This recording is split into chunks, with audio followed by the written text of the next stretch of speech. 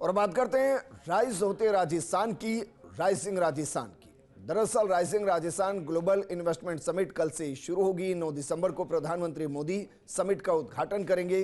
JECC में प्रधानमंत्री मोदी करेंगे कार्यक्रम में शिरकत और मुख्यमंत्री वजनलाल शर्मा ने जेईसीसी में तैयारियों का जायजा लिया है। समिट को लेकर सुरक्षा के कड़े इंतजाम हैं। पिंक सिटी में विशेष सजावट की गई है।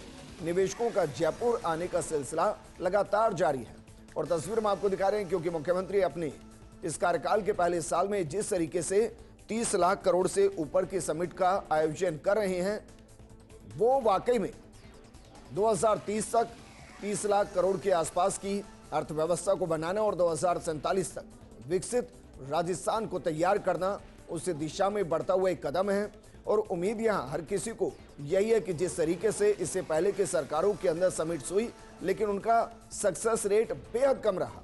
कहा जाता है कि समिट का सक्सेस रेट 10% के आसपास भी नहीं रहता। उसके पीछे के बड़े कारण होते हैं कि जो समिट होते हैं वो सरकार के कार्यकाल के अंतिम साल में होते हैं। ऐसे में उद्योगपति भी कंफ्यूज होते हैं कि सरकार बदल गई तो क्या होगा, लेकिन यहां ऐसी स्थिति बिल्कुल नहीं है। और इस पर बात करने के लिए हमारी सहयोगी और दिल्ली न्यूज एडिटर अदिति नागर जुड़ गई हैं। अदिति, सबसे पहले राइज होते राजस्थान के लिए राइजिंग राजस्थान कितना महत्वपूर्ण, और मुख्यमंत्री क्योंकि 1 साल पूरा कर रहे हैं और 1 साल पूरे होने से पहले इस तरीके का आयोजन, मुख्यमंत्री के चेहरे, उनकी प्रतिष्ठा, उनको लेकर जो नैरेटिव है, उसके लिए कैसा? क्योंकि राजस्थान की धरती पर हो रहा है, इसलिए राइजिंग राजस्थान इसको कहा जा रहा है। लेकिन ये ग्लोबल इन्वेस्टमेंट समिट है और जब हम बात करते हैं भारत की एज अ होल, आप देखिए खुद प्रधानमंत्री कल 10:30 बजे यहाँ पर पहुंचेंगे। इस कार्यक्रम की महत्वता उससे पता लगती है। जिस तरीके से आपको याद होगा, मैं पीछे ले जाऊंगी, गुजरात का जो समिट हुआ था, ग्लोबल इन्वेस्टमेंट समिट, उसमें सोलर के लिए सबसे ज्यादा, या तो गुजरात, राजस्थान, यही वो इलाके हैं जहां पे सबसे ज्यादा सोलर को लेकर इन्वेस्टमेंट किया जा सकता है। अब मैं आपको प्रधानमंत्री के जो हालिया में दौरे हुए दूसरे देशों में, उसमें आप देखें कि किस तरीके से जब हमारे एमओयू साइन होते हैं, कैसे बायलैटरल रिश्ते मजबूत होते हैं, और फिर वो जो कंपनीज इन्वेस्ट करना चाहती हैं उसके लिए प्रधानमंत्री ने बीच में कई बार आपने देखा होगा कि हर कुछ दिन में प्रधानमंत्री की मुख्यमंत्री से मुलाकात होती थी। ये सवाल उठते थे कि ये बार बार मुलाकातें क्यों हो रही हैं। तो दुबई ये चाहता है, जैसे अगर हम बात करें तो वो चाहते थे कि सोलर का जो भी काम है वो किस स्टेट में दिया जाए। प्रधानमंत्री ने मुख्यमंत्री को बुलाया और कहा कि ये जो पूरा एमओयू है जो प्रधानमंत्री के बीच में दूसरे देश के साथ हुआ है, ये पूरा का पूरा राजस्थान में शुरू किया जाए। अब ये गर्व की बात है कि गुजरात के बाद राजस्थान वो दूसरा स्टेट होने वाला है जहां पर हाईएस्ट सोलर एनर्जी को लेकर काम होगा, जिसके एमओयू साइन हो चुके हैं। दूसरी बात है कि हम एज अ कंट्री ये देख रहे हैं कि हम आने वाले समय में तीसरी अर्थव्यवस्था पर बनेंगे, और हर बार एक बात कही जाती है, स्टेट्स मेक द नेशन। और सबसे अच्छी बात है कि राजस्थान उन राज्यों में से होगा जो इस तीसरी अर्थव्यवस्था पर भारत को ले जाने में सबसे ज्यादा मददगार साबित होगा। क्यों? क्योंकि जैसा आपने कहा कि अब मुख्यमंत्री की बात करते हैं, 1 साल इस सरकार का पूरा होने जा रहा है। मुख्यमंत्री ये पहली बार इस 1 साल के अंदर अंदर ये प्लेटफॉर्म दिया जा रहा है, इन्वेस्टमेंट ग्लोबल समिट। आप ये मानिए, आपने अभी तक कहा कि 10% इसकी एमओयू जमीन पर धरातल पे उतरते हैं।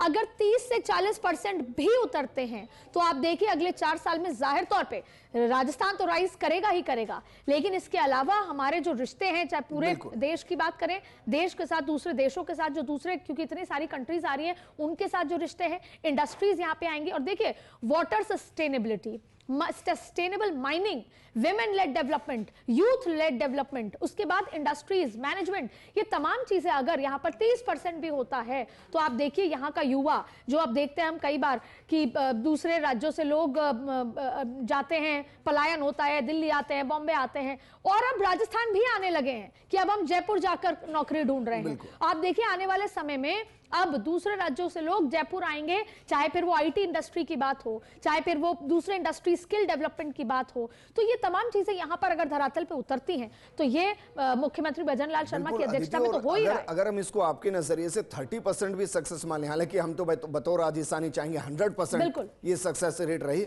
लेकिन इसको दूसरे नजर से मैं समझता हूं, क्योंकि मैं थोड़ा सा कैलकुलेटिव हूं। अगर 30% भी होता है तो इसका मतलब 10 लाख करोड़ की इन्वेस्टमेंट होगी, और 10 लाख करोड़ की इन्वेस्टमेंट का मतलब होता है कहते हैं कि व्यापार में जितना सीधा होता है उससे 3 गुना अप्रत्यक्ष होता है, क्योंकि हर एक इंडस्ट्री के साथ पैरेलल इंडस्ट्रीज जुड़ी होती है और उनमें रोजगार जुड़े होते हैं, उस लिहाज से भी 100% सक्सेस हो जाएगा। बिल्कुल। और एक डेवलपमेंट के साथ साथ इस पूरे सेटअप में एक और चीज देखी गई है जो मैं बार बार कह रही हूँ, सस्टेनेबल। कई बार क्या होता है, अगर हम थोड़े पहाड़ों की तरफ जाएं, वहां पर अगर हम टूरिज्म को अगर बढ़ावा देते हैं, नई होटल्स खुलते हैं, रिजॉर्ट्स खुलते हैं, तो वहां का फिर वो एनवायरनमेंट को अफेक्ट करता है। यहाँ जितने भी एमओयूज धरातल पे आ रहे हैं उसको ग्रीन एनर्जी के साथ जोड़कर, क्लीन एनर्जी के साथ जोड़कर, सस्टेनेबिलिटी के साथ जोड़कर कि माइनिंग अगर होगी, आप देखिए राजस्थान में अभी और बाकी बहुत कुछ मिलना बाकी है। रेयर अर्थ मेटल्स मिले हैं जिसको लेकर खुद मुख्यमंत्री प्रधानमंत्री की मुलाकात हुई कि भारत में अभी रेयर अर्थ एक्सट्रैक्शन की कोई मशीन नहीं है। तो हमें इतने ह्यूज मात्रा में रेयर अर्थ मेटल्स मिले हैं, अगर जिसका अगर हम शायद दाम में तो अंदाजा लगा ही नहीं सकते, लेकिन वो किस किस तरीके से इस्तेमाल हो सकता है, फ्रॉम मेडिसिन टू एवरीथिंग। तो हम अगर उसके साथ टाई अप करेंगे तो अभी राजस्थान तो क्या है, एक्चुअली अपने यूथ पर आया है। अभी तो बहुत कुछ है जो राजस्थान में मिलना बाकी है और यही राजस्थान अपने राजस्थानियों को, यहाँ के युवा को, महिलाओं को, आने वाली जनरेशन को बहुत कुछ देना बाकी है। इसलिए डेवलपमेंट प्लस सस्टेनेबिलिटी का जो ये प्रोग्राम है, जिसमें खुद प्रधानमंत्री ने आके इस कार्यक्रम की भव्यता और उसकी इंपॉर्टेंस बढ़ा दी है, और पॉलिटिकली भी देखा जाए तो भी जो डबल इंजन की बात कही जाती है, आज महाराष्ट्र में सीधा एक मैसेज जा रहा है कि डबल इंजन की सरकार होती है तो किस तरह से विकास होता है। दिल्ली में आने वाले चुनाव में सीधा एक मैसेज जा रहा है कि अगर डबल इंजन की सरकार होगी, क्योंकि दिल्ली में जिस तरीके से आपसी खींचतान होती है, जाहिर तौर पर दिल्ली उस तरीके से ग्रो नहीं कर पाता, बजाय कि वो कैपिटल है उस तरीके से। तो ये डबल इंजन का भी एक बड़ा मैसेज देने की बात है। प्रधानमंत्री पहले भी 3 बार चुनाव होने के बाद 3 दिन यहाँ रह चुके हैं। इंडस्ट्रियलिस्ट और निवेशकों को भी एक संकेत है कि भाई सेंटर साथ है, इंटरनेशनल निवेशकों को भी संदेश है कि भाई सेंटर साथ है। उसकी सिक्योरिटी पुख्ता हो जाती है कि अगर प्रधानमंत्री नरेंद्र मोदी खुद जिस कार्यक्रम में हैं तो जाहिर तौर पे उसकी पुख्ता, उसकी कितनी क्रेडिबिलिटी है, वो अपने आप ना सिर्फ देश में बल्कि विदेशों में उन इन्वेस्टर्स को एक बड़ा मैसेज है। और ये पूरा मैसेज यही है कि जब डबल इंजन की सरकार होती है तो देश और राज्य दोनों साथ में विकसित होते हैं। बिल्कुल अदिति, और हम कह सकते हैं भाई, हमने सुना था कि भारत सोने की चिड़िया थी। भारत तो नहीं कह पाएंगे, लेकिन हाँ, जिस तरीके से सोना राजस्थान उगल रहा है और विंड एनर्जी, सौर ऊर्जा, एमसैंड, ये दरअसल वो है जो पर्यावरण को खूबसूरती से साथ लेकर आगे बढ़ा रही है। हम कह सकते हैं, हो सकता है राजस्थान, जैसे आपने कहा कि अभी तो शुरू है युवान, सोने का ऊंट नजर आ सकता है। हमारा राज्य पशु ऊंट है। शुक्रिया हमारे साथ जुड़ने के लिए।